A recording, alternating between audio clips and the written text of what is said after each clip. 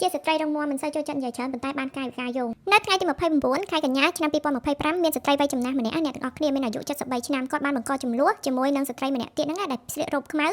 នៅក្នុងរថភ្លើងហ្នឹង MRT ដែលគាត់ចង់អង្គុយនៅកន្លែងហ្នឹងដែរប៉ុន្តែស្ត្រីដែលស្លៀករ៉ូបពណ៌ខ្មៅហ្នឹងគឺគាត់គិតថាគាត់ក៏មានសិទ្ធិក្នុងការអង្គុយដែរអញ្ចឹងហើយគាត់អត់ឲ្យអង្គុយទេហើយស្ត្រីវ័យចំណាស់ហ្នឹងក៏អត់ព្រមក៏បានរករឿង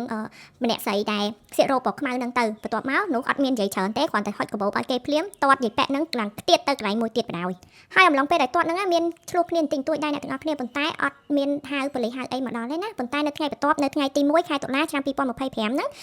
គាត់ហ្នឹងស្ត្រីវ័យចំណាស់អាយុ73ឆ្នាំហ្នឹងគាត់ក៏មានប្រវត្តិលួចទ្រព្យសម្បត្តិផុសគេដែរអ្នកទាំងអស់គ្នាគាត់បានទៅហាងទំនិញមួយលួចទ្រព្យសម្បត្តិផុសគេទៀតហើយប៉ូលីសក៏បានចាប់គាត់ហើយនៅថ្ងៃហ្នឹងដែរគេក៏បានស៊ើបអង្កេតទៅថាគាត់មានប្រវត្តិលួចផុសគេមែនហើយមួយវិញទៀតហ្នឹងគាត់ធ្លាប់ជាប់ពន្ធនាគារហ្នឹង55ថ្ងៃម្ដងហើយណាអ្នកទាំងអស់គ្នាពីបទលួចទ្រព្យសម្បត្តិហ្នឹងផុសគេដែរ